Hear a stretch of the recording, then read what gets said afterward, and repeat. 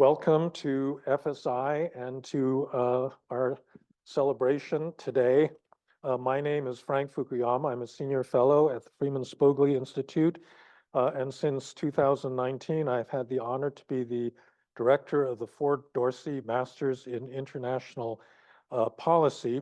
And it's my pleasure to welcome you to this 2024 community convening of the MIP program. We had our 40th anniversary last year, and we are happy to welcome back people who have been associated with the program, alums and others, to this event.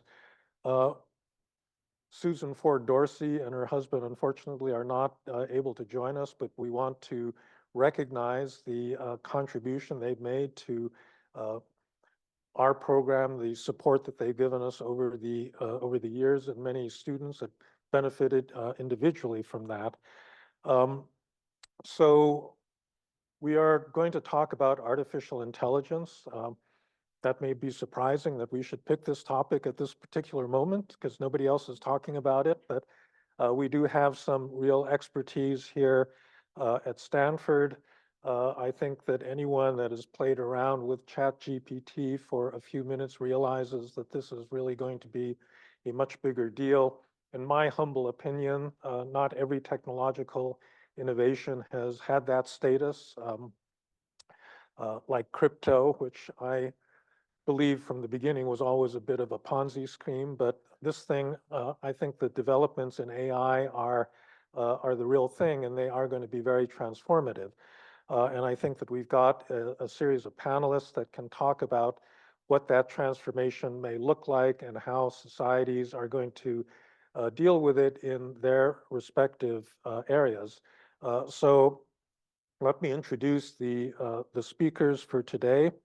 Anya Manuel is the co-founder and partner of Rice, Hadley, Gates, and Manuel, which is a strategic consulting firm that helps U.S. companies navigate the international situation. She's also the executive director of the Aspen Strategy Group and Aspen Security Forum, an affiliate of CSAC, and of course, most importantly, a graduate of the MIP program, which back in her day in 1996, when she graduated, was known as International Policy Studies. And taught 10 in the years, program. which was Yes, great. yes. So happy to be here. So she's, it's great to have her back again. Dr. Jared Dunman is Senior Advisor to the Director of Strategic Initiatives at the Defense Innovation Unit, where he was Technical Director for Artificial Intelligence from 2020 to 2023. He's also Vice President of Future Technologies at Our Next Energy and an affiliate of CSAC. His research focuses on developing weakly supervised machine learning systems to support applications in areas such as medicine, energy, and the environment and intelligence analysis. Next, we will have Dr. David Lobel, Professor David Lobel.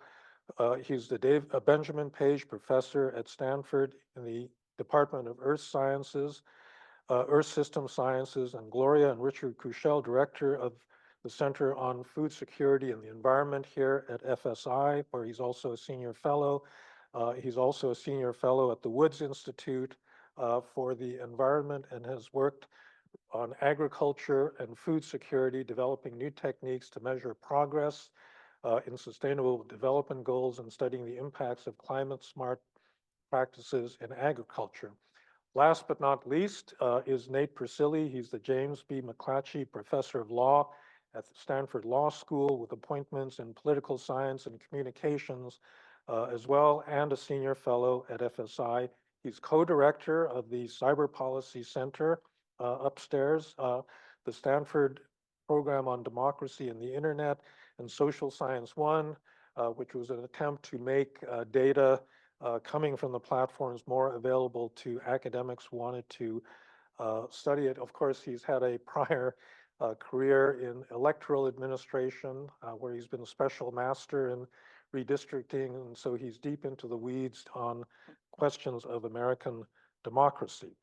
So we'll have each of the speakers talk for about 5 or so minutes about how AI is impacting the issues that they are looking at.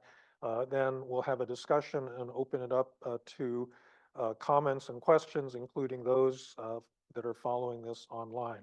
So Anya, why don't you begin? Great. Thank you so much, Frank, for having me. And it's so great to see some familiar faces and to be back at MIP. It's just a fantastic program. Um, uh, the way I'm a policy person, used to work in the US government. I now serve on the Defense Policy Board. I do not speak for the Pentagon in any way, so these views are my own, but it shows you how I approach artificial intelligence. I see it from a lens of how it might impact our national security. And really, when you look at what artificial intelligence is starting to already do, is it creates superpowers in the way it intersects with other technologies. So cyber, what Nate and others can talk about a lot, you are already seeing AI write malicious code. You're also seeing a lot of the cyber defense companies here in Silicon Valley and elsewhere really retooling themselves to be AI enabled, and you just don't know quite where that race is going to end up. On the bio and chem side, the new large language models, even the ones from 6 or 8 months ago, are already excellent scientists. And when you start working with plugins and more specifics, even more so. There's a famous experiment that you probably heard about. It's now old, over a year ago, in Switzerland, where they asked the AI to come up with new nerve agents, and it did very rapidly, 40,000 of them. So that is going to keep going and becoming more difficult. Those of us who work in the nuclear weapons space, there's a lot of conversation on the policy side around whether artificial intelligence will upend strategic deterrence in nuclear weapons. I have to tell you, I worry, we can talk about this a little bit more. I worry a little bit less about that piece of it because I think most governments, nuclear weapons are in the hands of governments, thank God. And most governments are so terrified about this possibility that they have a very clear human in the loop policy, including, by the way, I was just in China doing a track 2. It wasn't on AI, it was on other issues. I'm part of a separate track 2 with the Chinese on AI. And I think that piece of it scares everyone so much that no one's willing to touch it yet. But when you look at all of these intersections, I'm not going to talk about unmanned systems and drones because Jared will talk a lot about that. But that, of course, is a space of artificial intelligence where you're already seeing huge uptick. You're seeing dogfights between drones on the battlefield in Ukraine. You're seeing drones being used all the time in the Israel-Hamas conflict. You're seeing targeting happening.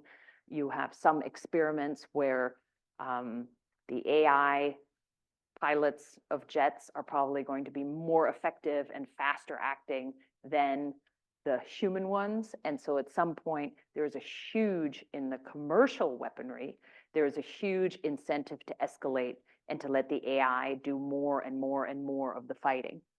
And I think the US government is thinking it through very carefully. Almost a year ago now, a little more than a year ago, came from the State Department, but the Defense Department had a lot of input, created a voluntary set of commitments around military uses of AI. They're only voluntary, they're common sense, but I think something like 30 countries have now signed up to them. So that is kind of the direction in which this seems to be going and should be going. But boy, I worry a lot, and we'll talk about this in the second half of the program, that the regulation and the thought about how to thoughtfully control artificial intelligence is nowhere near keeping up with the speed of the technology. And I'll hold my remarks there. I'll say a little bit later about what regulation is already in place and what people are doing. Well, I was going to ask you about that anyhow, so Okay, perfect. good, we'll get back to it. Okay, Jared. Good evening, folks. I also will be giving Jared's opinion, not the US government's opinion tonight.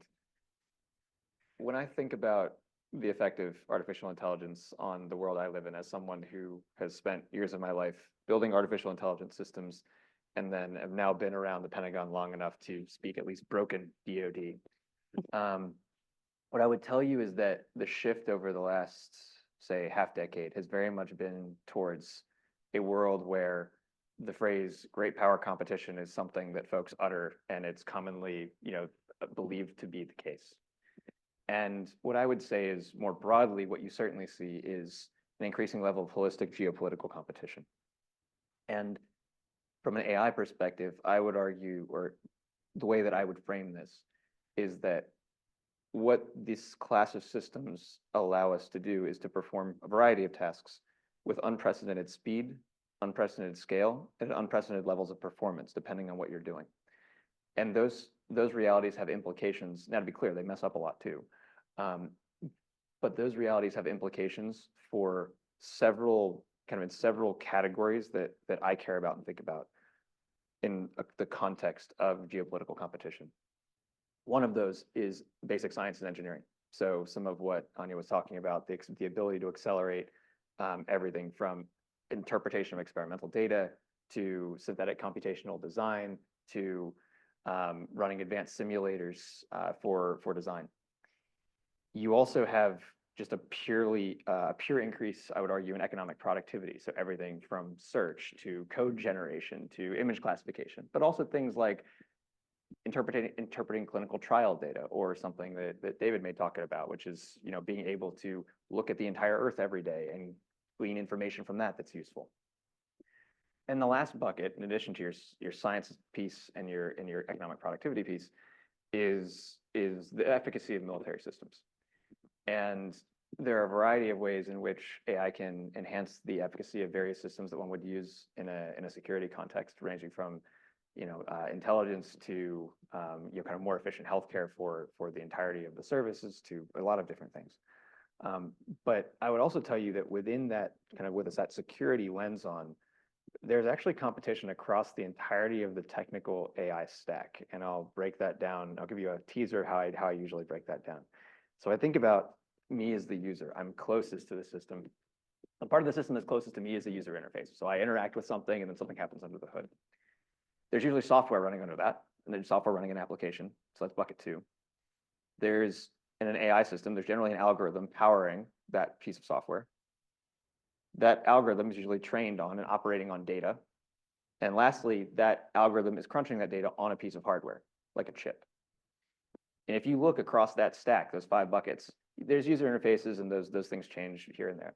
Once you get to the software level, there's interesting competition across even the different software environments that folks use. So in the US and in a Western environment, you would see code that's written in TensorFlow or in PyTorch, or these very large open source frameworks that are often maintained by billion-dollar companies, which is an interesting phenomenon. And on the other hand, though, what you see is the Chinese equivalent. One of them is called Paddle, which, if I poll a room, the number of folks who have heard of that is generally not very large. The user base is way smaller. And that's a competition issue from a workforce perspective. So if folks are learning to build machine learning systems using a particular type of system language, it actually creates the workforce that say Google and Facebook and these companies that maintain these frameworks use and that they need. And there's also an underlying kind of security question there, which is, if you're having software that is running on top of libraries that are sourced from say Western companies, that's a different world than if most software is being built on top of a underlying library stack that's built off of libraries owned by state-owned enterprises from a security perspective. On the algorithmic piece, actually, a lot of the algorithms you'll find that even in the most advanced models today, they're often open source, which brings you to the data piece. If you read any of the kind of papers describing the latest awesome model, you'll find some interesting pieces about architecture, and then on the data, it'll say like a paragraph, particularly from the big companies, because that's the competitive advantage.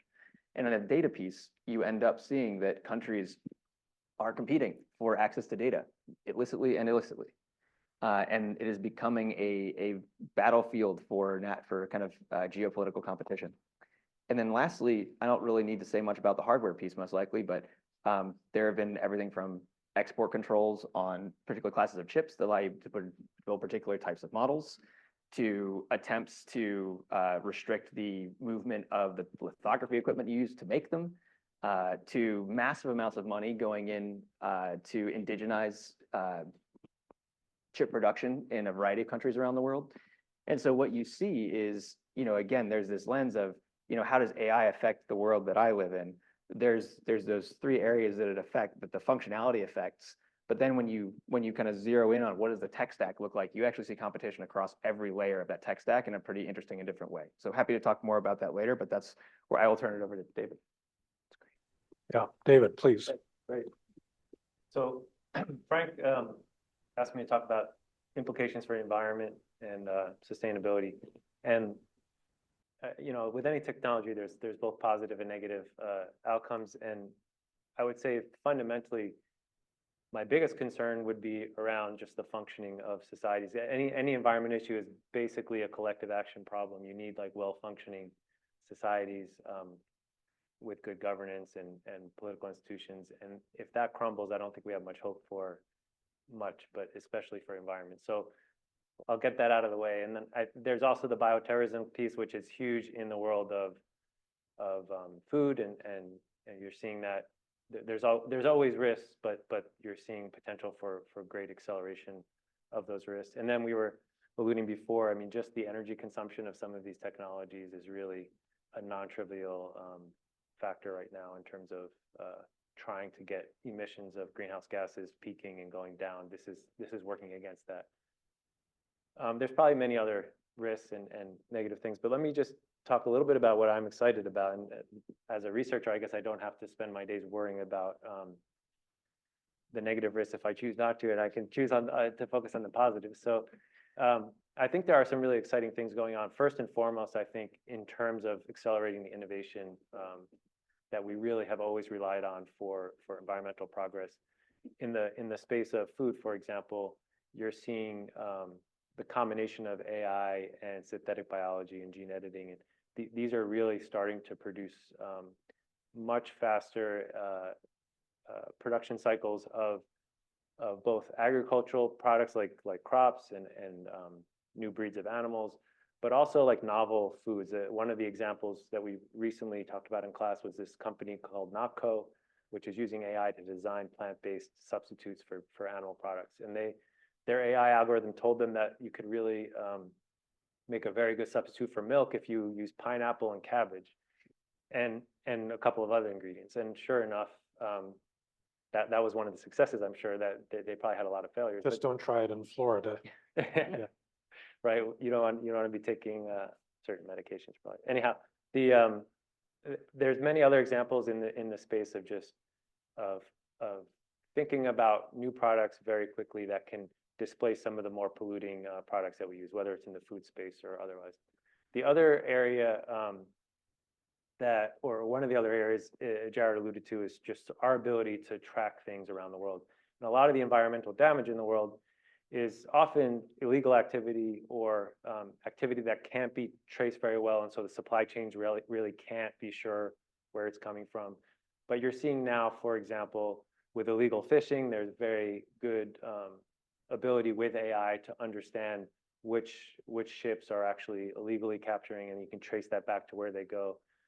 You're seeing with deforestation now, with the European rules coming into effect on trying to have deforestation-free supply chains, those types of things are becoming possible because of a lot of these AI technologies. So that's exciting.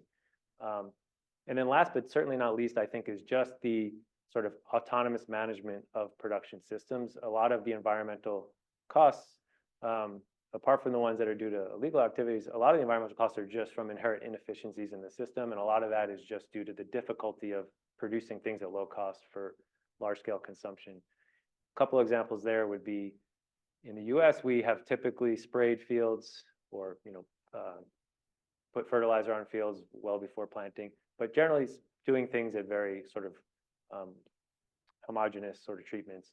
Now with AI technologies mounted on tractors, you can basically be spraying individual plants or individual weeds with what you need to, and it's reducing by 90% or more the amount of chemicals being used. And those chemicals have huge environmental impacts. And it'll take a while for those things to work, not only to be adopted, but for the chemicals to sort of wash out of the system. But there's huge potential upside in that. And then similarly, like in China, I know they're using AI to build like super pig farms where they're all monitored very closely for diseases and for feed efficiencies, et cetera. And if you think about, say, pigs in China or any large country that's trying to really increase the efficiency, that has huge ramifications for global resource demand and environmental consequences.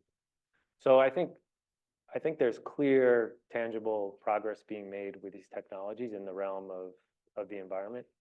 And I think we can continue to build on that, but we'll probably get more into the risks as we get into the discussion. I think a lot of them are sort of direct risks, and a lot of them are sort of related risks as other parts of society start to be affected. Good, thank you. Nate? So I'll talk a little bit about AI and democracy.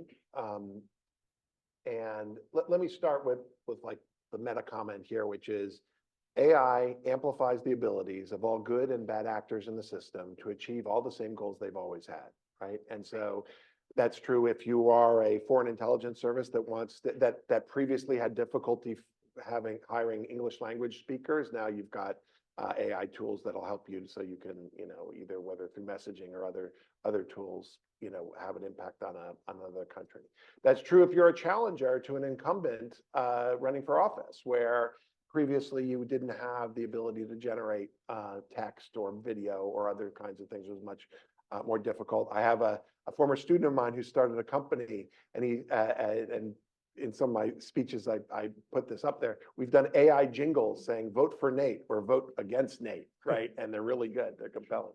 And so from the democracy perspective, I think that it's important to understand that it's going to like a lot of the digital tools that we've experienced over the years, that this, is going to amplify the abilities of good and bad actors.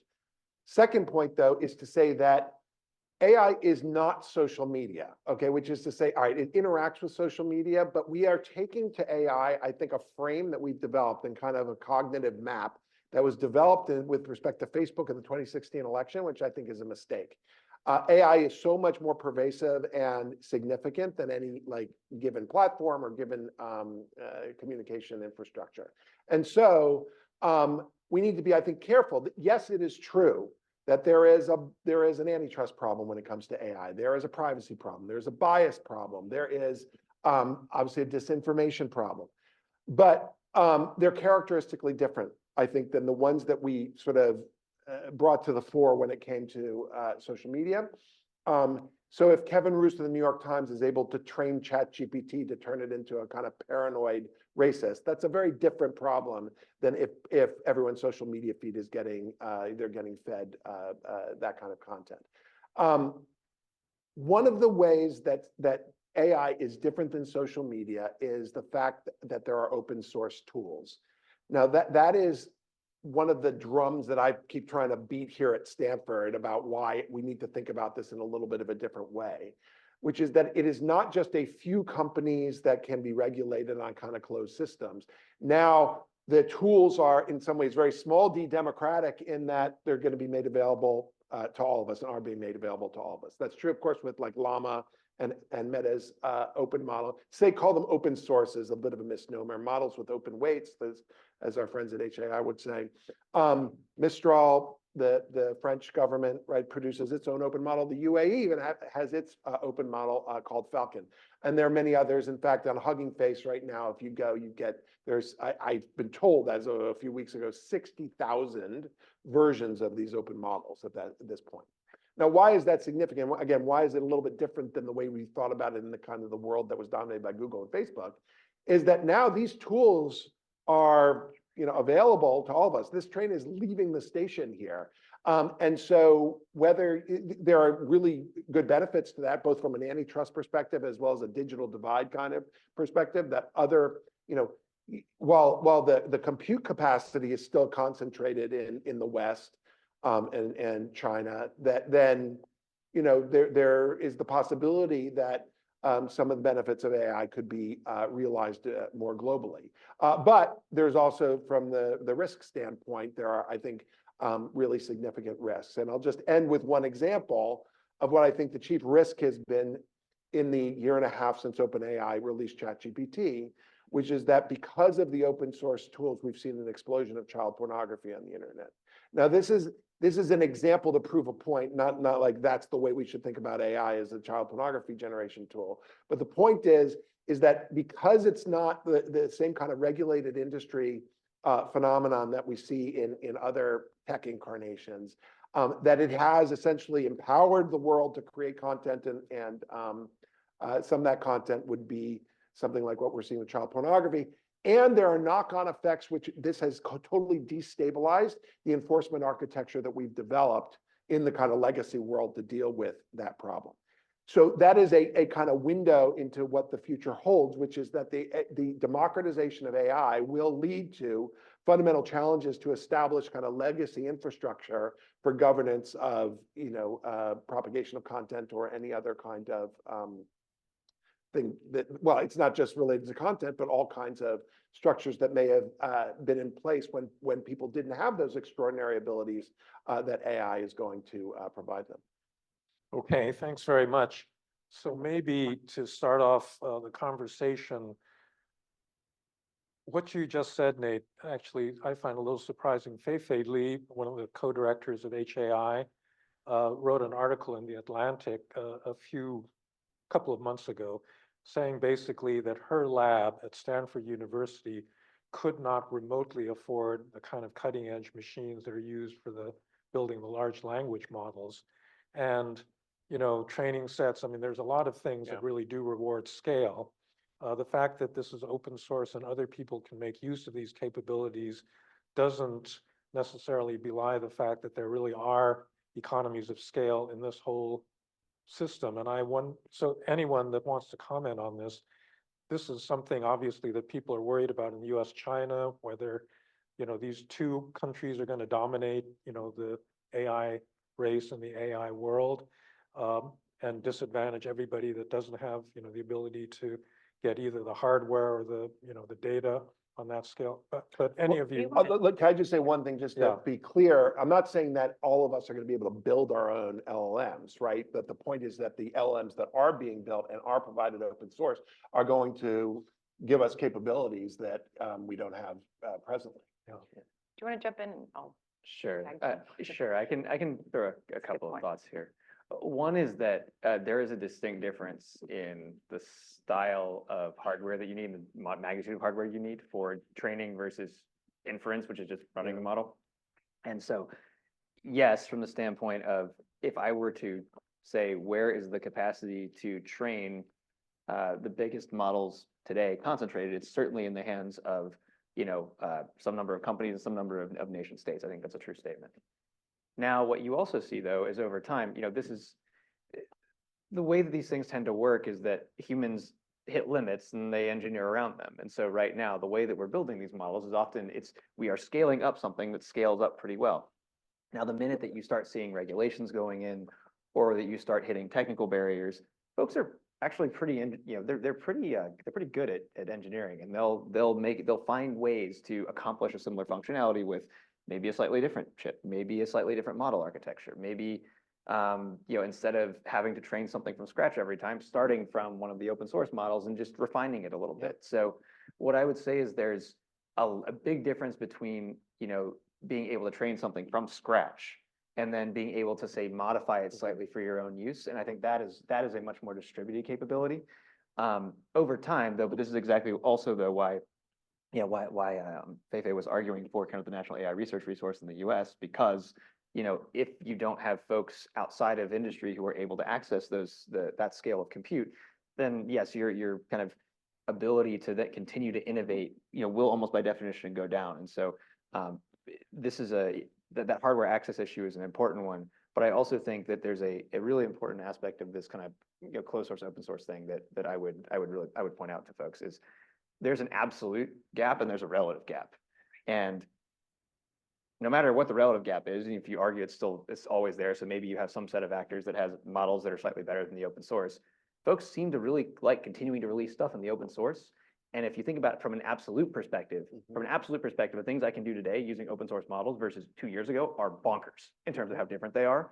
And I expect that to continue. And so there will be a lot of things where I don't care that the open source version is slightly less good than what's in a company. It's good enough to do something that's fundamentally new. And I think that's the world that we have to adapt to your point. Let me take that and add the geopolitical overlay, because I think you're exactly right, Jared and Nate.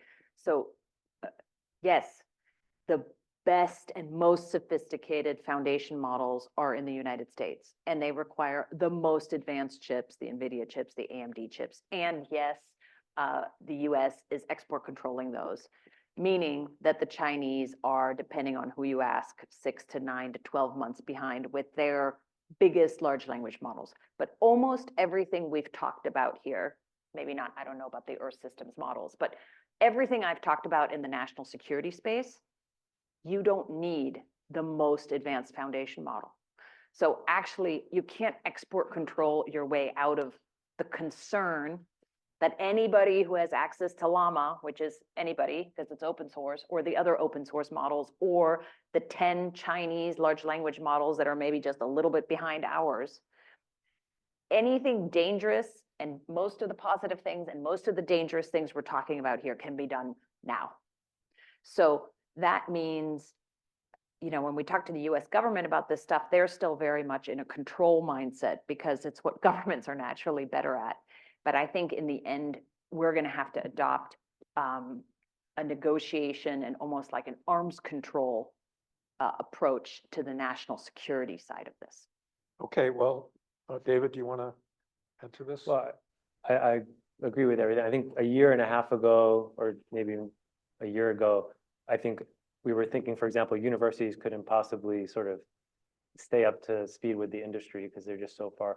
But nowadays, industry models get released and within like a day, people have shown that you can sort of reproduce the performance with a much lower parameterization. And so I think everything they said is very much the accepted wisdom today in a way that it wasn't like a year or two ago. And what Jared said is, I think, absolutely true, which is that if you have 3 or 6 month old capabilities, they're still way beyond what anything we could have done 5 years ago. Okay, all right, so we've been dancing around the question of regulation. Actually, at the Cyber Policy Center, we had a presentation about the, you know, the new European regs that were being put out, and it did strike me that the speaker couldn't actually identify what harms these regulations were actually trying to deal with. What, you know, what can be regulated at this point? And does it make any sense to do this?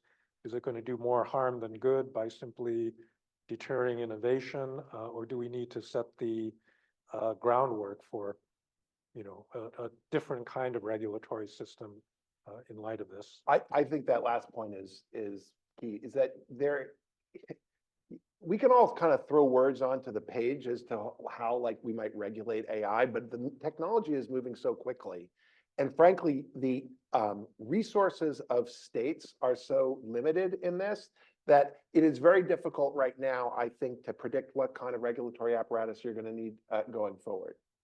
And as an example of that, the first draft of the AI Act, the European AI Act, did not include generative AI, okay? It was mostly about facial recognition and a lot of the privacy violations and bias and things like that.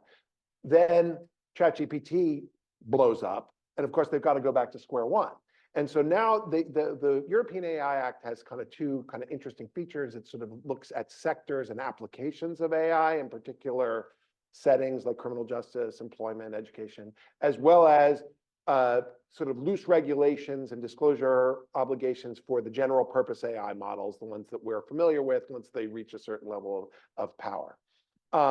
I think that, you know, I have no idea how the AI Act is going to be enforced, right, at this point. I think it's very difficult. There's so much that needs to be interpreted there. And, you know, what it requires is certain types of risk assessments. I mean, one of the things it requires certain types of risk assessments before the deployment of these models, all of which I think is good. And I think part of what we're going to need is a transparency regime, just so we can get some insight into what's happening in these models before they get released in a widespread way. Because the government, it is very difficult at the front end to predict all of the risks and then to control the model. And I was just on a panel at HAI just this week where I asked about the open source question. And they said, oh, well, we shouldn't release it unless we're sure it's safe. But the point is, you're not going to know it's safe. The point we can't think ChatGPT, as I understand Cat well out of the bag. You know, one thing that when they released ChatGPT, they didn't realize it could be used for coding. This is what I'm told. half the applications of ChatGPT right now are coding, right? It's like, that's a kind of big, surprise, right? And there are a series of things like that where you think the model's going to do one thing and then some creative people use it to do other things. And so what I would say is we need to build the infrastructure to have a kind of dialogic relationship with the companies so that we understand what the models are doing. And most importantly, to develop a kind of market for robust auditing systems, because I don't really feel we're there yet. I think the Europeans hope that that's what's going to kind of organically develop. But I don't think we even really understand what a sophisticated, full-on AI audit of these systems would look like. Yeah, and if I can, sorry, go. Let me Yeah, I mean, actually, go- let me maybe jump in and give you all the overview of what the regulatory space looks like from global to local, and Mhm. I'll try to do it briefly. So this is going to be a patchwork. And that means there will be lots and lots of spaces in between. And right now, almost all of it's voluntary, except for the EU AI Act. So if you're starting global, the UN has actually a pretty good process on this. They just released some pretty vague principles because the larger you get, the more lowest common denominator it's going to be. But 120 countries signed on. Amandeep Singh, who runs that process, is a really good, thoughtful guy, but it'll continue to be voluntary and vague.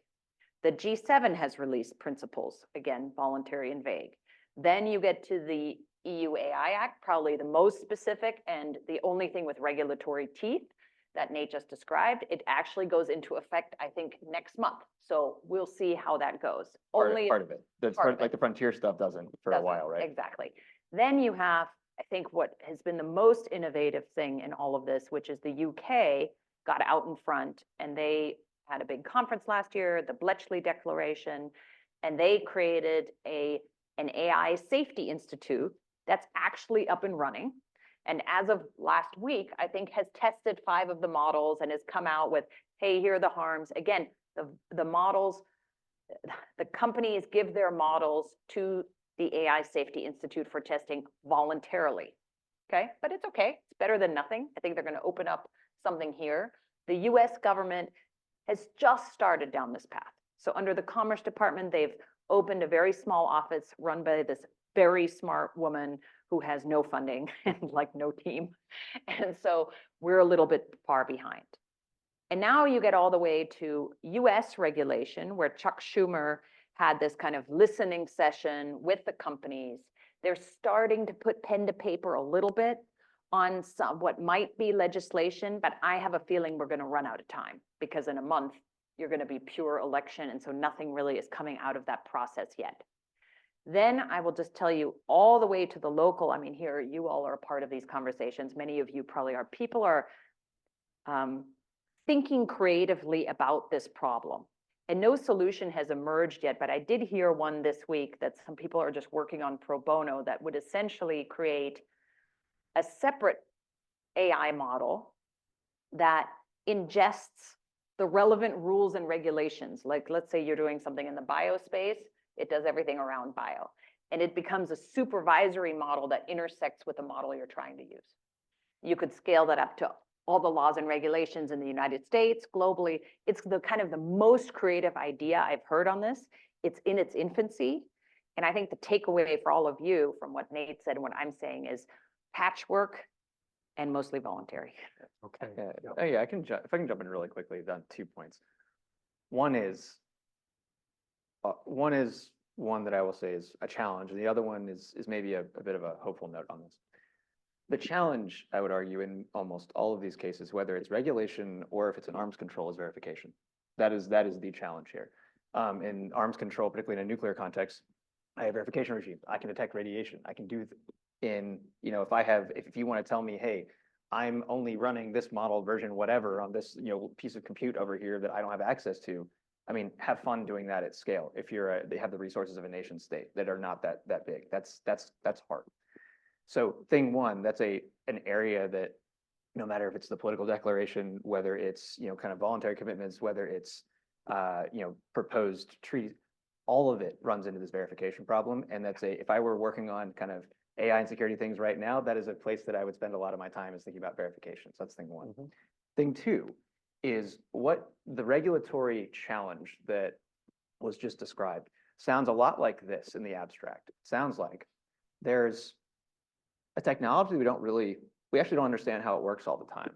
We know it often does good things, but it can do some bad things too. We don't always know what the bad things are, and we don't know how often they happen, but we know they happen. But we think that actually on balance, a lot of these things are more good than bad. So we whether because we don't have a choice or because we think they're actually on balance good, we want to get them out there in society and in the economy. We actually, I would argue, have an agency that's pretty good at doing exactly that, which is the FDA. That is exactly what a drug is. It is a compound that, by the way, it's a fee-funded agency, so companies pay the FDA to go and take their submissions, and they hire experts, physicians, to do this. They look at the kind of data that's presented and say, okay, we acknowledge that you did these experiments. Here's you presented these risks. Go back and maybe do these other ones, and then we're going to release this thing, and we're going to have post-market surveillance on it. And if it starts acting weird, we're going to pull it. So I'm not saying it's exactly the structure, but I would argue that that has a lot of the outlines of what you would want here, and it's not a crazy thing from a regulatory perspective. And I think what the UK AI Safety Institute is, it's a voluntary FDA for AI for whoever wants to submit. The key question, though, is do we have the capacity to pull back? That's why I emphasize the open models at the beginning, which is that once these things are out in the wild, it's much more difficult to control the ability to pull them back.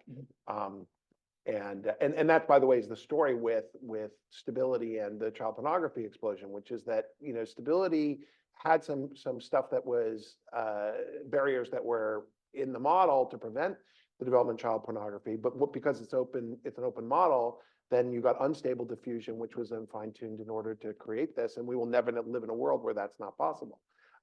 And so then the question is, well, what other kinds of things are like that once the horse has left the barn, that then there's no way that we can get it back in. David, okay. I'm just trying to imagine how the US government is going to handle any of this stuff, because we've had this historical problem hiring, good talent in this area and keeping them happy and paid adequately and not subject to a gazillion, regulations. Nate, you and I talked about this, I think, at some conference a while ago. This stuff is moving so fast, you cannot let Congress write detail or have the agencies write detailed rules about, in fact, the French They've been at it for a year, yeah, but nothing's happened. the French regulation actually specified a number of, how many parameters, beyond which, you're going to, I mean, it's just crazy. That rule would be outdated, a week after it was stated. So I'm just trying to imagine what kind of a government do you need, even for the transparency stuff, to simply understand what these companies are doing. Seems to me we're very, very far from having that kind of capacity right now. Well, that's why I think you need to conscript civil society and the market here, because you're not going to get the talent in government. I mean, when in the executive order, where one of the requirements is that every federal agency have an AI, chief of some kind, right? Isn't that what it's called? I'm shaking my head because the point you're about to make. Yeah. So it's like, great. Where are you going to find these where's people? And it's like I'm looking at these Stanford undergrads They're here, gonna pay some them who could probably play those roles. But it's like, all right, they're going to make a decision like $500,000 a year down, 2 blocks from here, or are they going to go in and work in these federal agencies? Now, you should work in those federal agencies, folks. If you're here, we need more of that talent in government, but it's going to be really, really difficult to get. So the point about transparency is not, so there's an enforcement side of that, which I think is important, but it's also about giving access to other people who are not tied to the profit maximizing mission of the firms, so that then they can do some kicking of the tires both before and after the models are released. And this is, as you mentioned in the intro, I mean, this is something I thought is good in the social media sphere as well. But all the more so here, because I don't think you're going to have the government capacity. You need to have academics and others, and we need to, lock it down to make sure that it's, that there's security in place and all of that. And I think, frankly, the AI companies are willing to go in that direction. I think that they just want some kind of direction here as to what they need to do in order to release these models. I worry that maybe we were there 18 months ago, but now this has become an arms race and the incentives Yeah. are all, the incentives for the companies are to grade their own homework for as long as possible, just like they did Yeah, on social yeah, media, maybe. which is by the way, I think I only described it in one sentence, but this idea, it's not my idea. It came from Craig Mundy, who was former CTO of Microsoft, and some others, and it's in its infancy. But it's the most creative idea I've heard in a long time. And the idea is essentially you create a separate AI model that grades the homework. So it ingests all of the laws. It's not allowed to be creative or hallucinate. Maybe in addition to the laws, it does things like general ethics, fables, and it spits out, and then you intersect it with whatever model, whatever your model is trying to do. And it says, I'm trying to create this new drug. That is illegal in the United States because it's a Schedule I controlled substance, and this one you cannot do. No, this one is possible, so you could do this, right? That's the kind of thing, and it's the first technical kind of supervisory tool I've heard of. And then if you had something like that, that actually worked from a technical perspective, you could intersect it with tort law. You're like, well, if you run it through the supervisor, then you're fine. That's considered not negligent, but otherwise you're liable. I don't know. We're a long way away. Okay. This is all theory. I want to Yeah. open this up to the floor, but I want to ask one question of David first. So you gave the most optimistic, future for Only because AI. I knew they were going to be such downers. I had Yeah, to, I had to pick the other side. But I'm wondering whether there's a role for government here. I mean, we have an industrial policy now with regard to the hardware side, right? Is there like a coordination problem that exists in your world where the government could actually play a helpful role by supporting innovation, or is it just a matter of keeping hands off and letting the market, do its magic? It's not an area I know a lot about. I would say letting the market do its magic for reasons that have already been discussed is not going to really work well. In the context of in the context of the applications I think about in sustainability environment, I think there is a strong role for sort of multi-government coordination on all these things.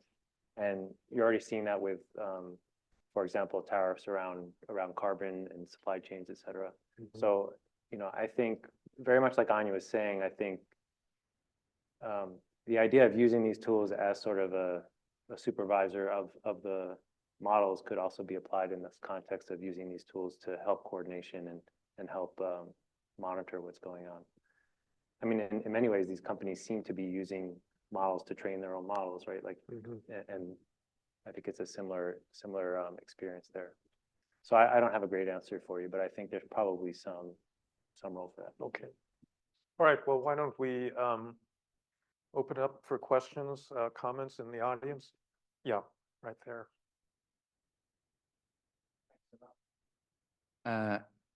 Danny, I'm a MIP alum. Anya, and maybe also the others, you mentioned competition between firms, and this may or may not be related to the regulation question. You also mentioned great power competition. So isn't the incentive, or how do we think about this? Because it would seem that maybe the incentive, rather than actually regulate anything, is to track as many resources in those directions, because we don't want anything to go wrong, but we also really, really don't want the other great power to win. I mean, you said it. That is exactly what's happening.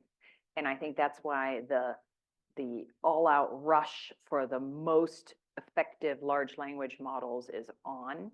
And people are treading very gingerly around how to restrict, other than the EU, because surprise, none of their tech companies are leading in this anyway. I know you're Swiss, but, and the geopolitical competition gets super complicated because you have the US and China, and maybe there's a race on for technology. But in a lot of areas, we could actually collaborate. And by the way, we did until super recently. Like, all the big tech companies had huge AI research centers in China and vice versa.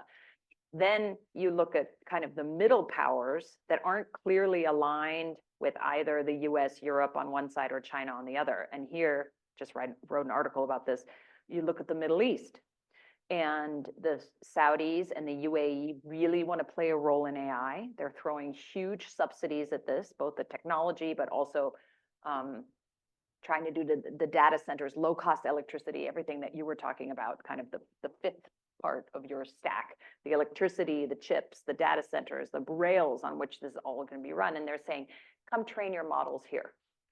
Now that's great, except they're doing as much business with the Chinese as they are doing with the Europeans and the US. And so do you use that as a government to bring them, quote, on side with the West? Or do you say, no, no, no, we have to do all of the training and inference of these models at home? All of those questions are totally unresolved. Can I say something about the political situation in Europe on this? It's kind of interesting because it's not following what I'll call the GDPR model, which was the old saw is America innovates and Europe regulates, right? And then Europe regulates for the world because they have the capacity to do so, and then they're a big enough market that they can make a difference. When it comes to what was the negotiations over the AI Act, there are some fissures in Europe, so that the Germans and the Italians and the French actually were not aligned with everybody else. And so part of the vagueness, I think, of what ended up coming out is both because of how difficult it is to write a law like this, but also that there are sincere differences in the EU. And there are, the French have some pretty good, at least on the expertise side, they've got some pretty sophisticated folks that are work there. And as it's been related to me, they've said, look, we missed out on the internet, we missed out on social media, damn it, we're not gonna miss out on AI.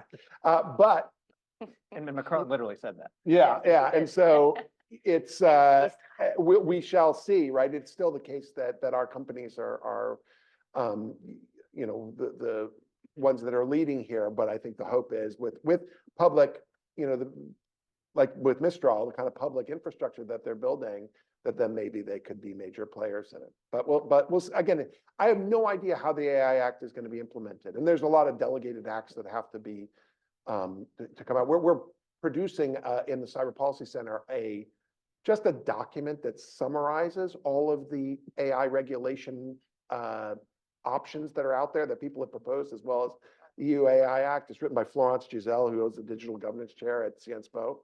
This is over 400 pages long right now, okay? And we don't know when we can be done. It's almost a conceptual problem. Like, how do you know when you're done with a report like this? Because there's something new every week that we're having to deal with. So. And as a technical person, I'll make a very non-technical point here, which is there's a very interesting sociological aspect of this, which is if you believe that a lot of the geopolitical competition is going to happen in the commercial sector with like adoption of products and what systems underlie, which models are underlying big commercial products. It's really interesting because the level of openness in your society has an impact on the data that you're using to train. And so, if I'm being offered products from a country that basically uses whatever the heck that is on the internet versus one that maybe uses a subset of it that is governed by GDPR versus say one that is governed by a state-owned enterprise that that has a particular geopolitical bent, which of those things do I actually want running underneath the service that I'm offering? It's actually not obvious. And there are competitive implications to that reality. And so, for instance, I'll say this glibly, but the extreme version of this is kind of LLMs with Chinese characteristics, right? It's like they will say different things. You will get a different answer. And that has implications for what products you would build on top of it and their competitiveness in a global market, which with my, kind of live in the free world hat on, like I'm actually kind of a fan of that dynamic because I think that you win. And I think that this is one of those cases where openness actually is an advantage. Yeah, go ahead, Gustavs. Thanks. I want you to imagine a world where the AI models improve at a rate where, say, in the next 5 to 10 years, they are comparably central to geopolitics and the balance of power in the world as nuclear weapons. What do you think the interaction between the private sector and government looks like in that world? It's a great theory, and it's already coming true. So, look, not to be too glib about it, but it's a little bit like a bunch of private sector entities invented nuclear power and nuclear weapons all at once. And it wasn't the Manhattan Project, and it wasn't contained. And so now you're dealing with a hugely powerful technology that's, I think you're gonna see that, you saw kind of the excitement about it over the last 18 months, and now, I mean, I don't know if you all use it, but my kids certainly do, I certainly do. In the next 24 months, you're gonna see everybody using it for everything. And you're gonna see all of the positives and all the harms really come to the fore. And it is controlled by large corporations that are much harder to rein in because the genie's already out of the bottle. Yes. We're gonna end with you on the positive note. On a positive David. I'm struggling now to come up Yeah. with positives. Yeah, Hi, my name's Nick. I'm all the a lawyers alumni always here doom too. and gloom. I was actually, before I asked my question, I wanted to point out, you had talked about, I think Anya, you had talked about using LLMs as a sorry, the mic. Can you guys hear me okay? Yeah. Thanks. You talked about using LLMs as like a supervisory. Actually, you should use the mic because we Oh, have for the a, thing. You live talked about stream. using LLMs as a supervisory layer, and actually I run a machine learning platform for a pretty large company. It does a lot of scale, and we actually have tried that because we're pivoting very hard into Gen AI, and it's quite interesting. We've ended up having to spin up teams of humans to manage the LLMs because even if you try to like fine tune this thing, it still doesn't work quite The in the way that you supervisory want. model doesn't work. No, the LLM. So what we've Okay. ended up doing is we kind of use a mixture. We've started training like much cheaper supervised learning models to do and so we just ended up with like a suite, and we've actually moved away from the generative AI like supervisory framework altogether. But it was a good starting point, and it kind of helped us build data to do training. But my question was around I think David or Jared, you said this, the indigenization of resources, and I'm thinking specifically like Sam Altman putting out like a hypothetical $7 trillion raise to build, completely like build NVIDIA inside in-house. And I'm wondering if you guys could speak to that, what it looks like, because I don't, everyone says maybe data is the new oil, but chips are also seem to be like the new, basically like the currency. And I'm wondering what you guys think about that with respect to the private sector, but also how government gets in the middle of this. And then even just to throw like more salt, like Middle East money, it really worried me that it looked like a huge proportion of that debt, whether you get 700 billion or 1 trillion, looked to be like raised on a lot of Middle Eastern money. And what does that mean for us? So yeah. Yeah, so I can start briefly, which is this is a long conversation because what you're seeing is, for instance, you're seeing countries realize exactly what you just said, and you're seeing them act in different ways that align with their own comparative advantages. So you're starting to see, for instance, Japan go very, very, lean very forward on building data centers very rapidly and building chip production facilities for TSMC, actually. You're starting to see folks in India go and say, hey, we want to do packaging. We want to actually start doing trailing edge things with the eventually getting to leading edge things. You're starting to see, obviously, folks in the Middle East with, basically making a play on energy, which is, look, we can do cheap inference, so build stuff here.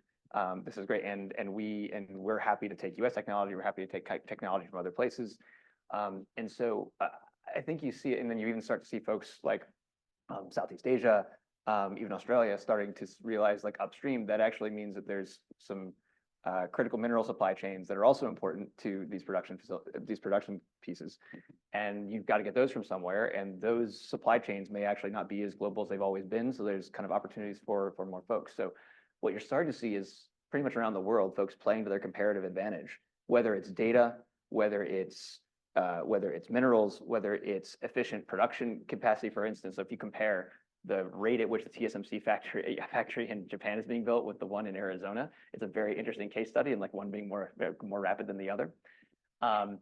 And so Much more rapid. yeah, so not to give you kind of a high level answer, but what you see is every country is looking at this situation that we've been discussing tonight, thinking about what are my comparative advantages, both technologically and geopolitically, and then moving out to capitalize on those as much as they can. And the way that you figure out what a country is doing is tend to like, what are their comparative advantages? That's what they're trading on. In some cases, it's data. In some cases, it's other things. And the geopolitical overlay, you're right to point it out. It's what I was trying to say before, but probably didn't say it very clearly. You're right. Every country is scrambling to find out its competitive advantage, and each company is figuring out where it needs to get the different pieces. And 15 years ago, it would have been great. We're a globalized economy. May the best person win. Why don't we get the nickel from Indonesia? And who cares if it's a Chinese mine? Now everybody cares because the world on this high tech stuff is splitting in two. And what I was talking about with the Middle East is that there's certain middle powers that aren't clearly aligned with one side or the other. And there's a lot going on behind the scenes. I know our government is very thinking about this, but man, they got other things to worry about too. How much can it be open? How much does it need to be closed? How much do we need to lock up the entire value chain from the beginning to end? And it's unresolved. And just hop on a very specific example, there is a very, very tangible, so if you look at the Chinese export controls on germanium and gallium, like it's, almost all the world refining capacity runs through there. So the minute that you start having export controls like that from a critical node in the supply chain, exactly what Anya said starts happening. People are like, okay, I can't guarantee I can get that anymore. The world looks totally different. The glass is shattered, and that's what you're seeing. I'll say one thing about global public opinion on AI, which is that most of the world is more optimistic about AI than the US is. That we probably are the most anxious about the rollout of this technology, in part because, like I said, it's fit into a kind of techlash mentality that's been developing for the last decade or so. You see a majority of Americans right now are afraid that AI is going to determine the outcome of the 2024 election. I am actually personally, I think AI panic is its own democracy problem. The preoccupation with deep fakes and synthetic media and all that is actually leading people, the chief harm here is that people are going to stop trusting true media, which I think we're already kind of on the cusp of that. But it is a kind of interesting, as you look at what folks around the globe are thinking about AI, a lot of it is we don't want to be left out. And that this may be, if not a rising tide that lifts many boats, at least something that could have distributed benefits. Okay, yes. Whoever had their hand up first, yeah. Okay, Sandy. Okay, so I wanted to ask about the military applications of AI.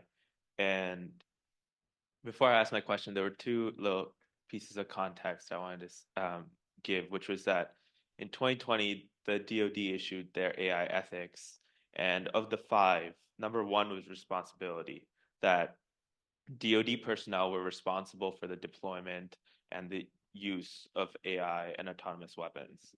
And the second tidbit was that in DoD Directive 3009, they specifically said that these autonomous weapon systems, if they are developed, need to have appropriate human judgment, not meaningful human control, but appropriate human judgment. So my question is whether you think the US should allow for autonomous systems to go through the kill chain on their own, to sense, make sense, target, and kill targets. And I have a hunch where the answer will be, so I'm curious what your risk tolerance would be if considered there was a conflict in the South China Sea and how that would change. You want to go first? Sure, I can start. Be interesting. Which is, at a high level, obviously the Pentagon says what it's going to say about those things. So that is well kind of out in the public record. What I will say is the following, is that there are various levels of automation that exist in systems that exist today. So if I told someone from 1920 that there was a missile that used kind of frame stabilization to guide itself, they would say, "Whoa, that's AI. Like that's crazy. Why would you do that?" And so there's, I think, a high level point here about technological tolerance and what folks are kind of what we're used to deploying versus technical capabilities, which to the points we were talking about earlier are just technology is moving very fast. So folks are trying to deal with this as it comes. But the second thing I would say is that, again, I'm going to make a high level point here. The way that you look at risk tolerance in any particularly security application, when there is risk, there is operational risk, is not what is perfect, what is the next best option. And there are absolutely times where, to give you an example, if you have a human and it is dark outside and they may be half concussed, they're not going to do a very good job of whatever they're doing. And so there are arguments to be made about, in an operational context, what is the next best option, and how do you provide, in a situation where you have responsibility for duty of care, where you have responsibility for, operations and activities that are dangerous. How do you make sure that when folks are choosing which risk to take, right? Because there's never an option that has no risk. So which risk to take, that when you develop systems that use increasing levels of automation, whatever it is, whether it's AI or frame stabilization, whatever it is, that you are being clear about what's the trade-off between risk and reward here? What are the risks I'm taking? How does that compare to the next best option? And why am I doing that? Now, is it possible that you have a bad outcome no matter what you choose? Yes. What I would argue is that the most important thing, and this is certainly what kind of folks in the security world think about, is how do you make sure that whatever system you're using, you have thought about those risks, you have done the harms analysis, and if you go and look at the DIU responsible AI guidelines, I helped write those for how we do acquisition programs in the DoD. So I spent a lot of my time thinking about this. The question becomes, how do you communicate that? How do you assess that risk? How do you communicate that risk? And how do you make sure that the right person with the right equities and the right understanding of what those risks are is making that risk trade-off decision? Because so I think the most productive way to think about this question is exactly that. It's a question of, what are the risks? How are we communicating them? And when folks are having to make decisions where either option has a risk, which ones are they making? And how do we continue to make sure that we're doing the right thing over time? At a high level, that is what you have to think about in these cases, where there's often no answer that has no risk. I agree with all that, and I would add 2 points. One, I have been so impressed at how thoughtful and detailed and methodical the U.S. Department of Defense has been on these ethical issues. 1. 2, this is totally theoretical right now. There's a drone war going on right now between Ukraine and Russia, including drones, dogfights with each other, jamming, counter jamming. You guys have all read the articles. And there is an increased on the battlefield.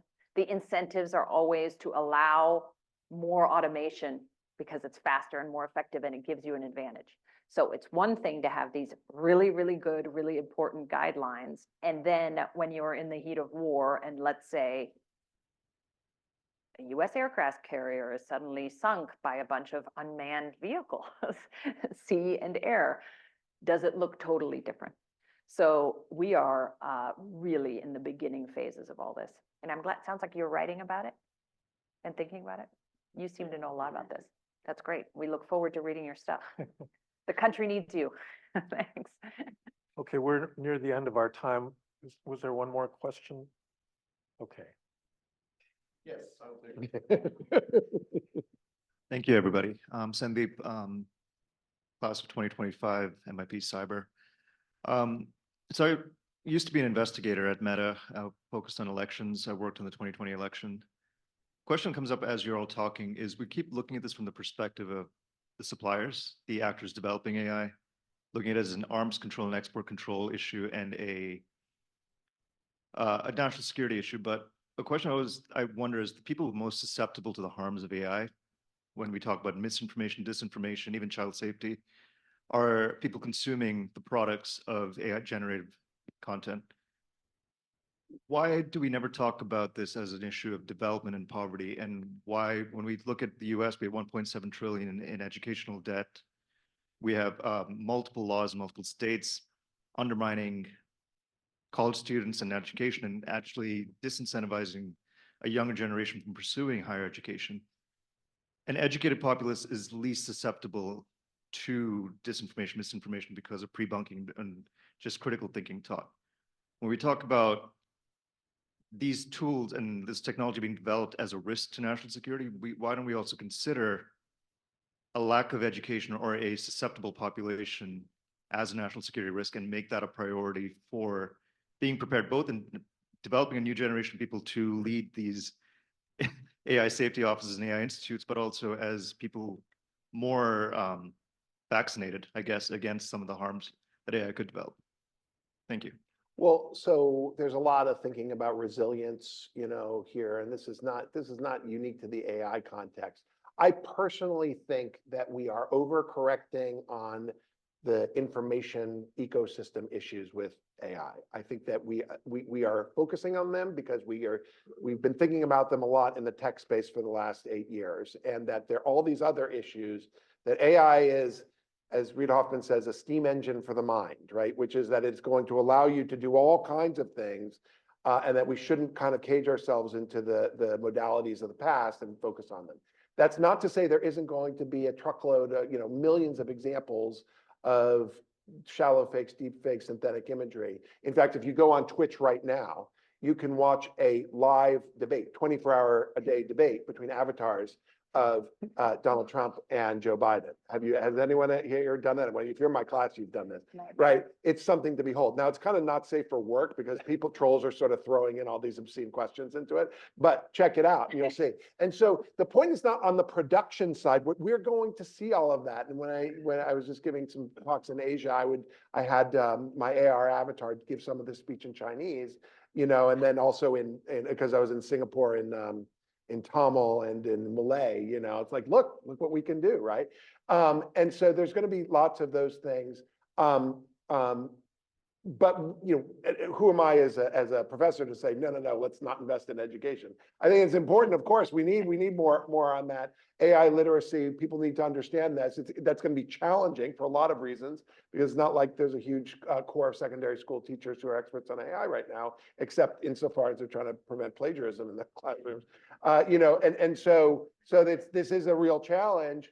But what you're identifying is sort of a larger issue about building resilience. One thing I will say, and this is why I was saying I think AI panic is its own democracy problem. It's very difficult to build that resilience without also building widespread skepticism.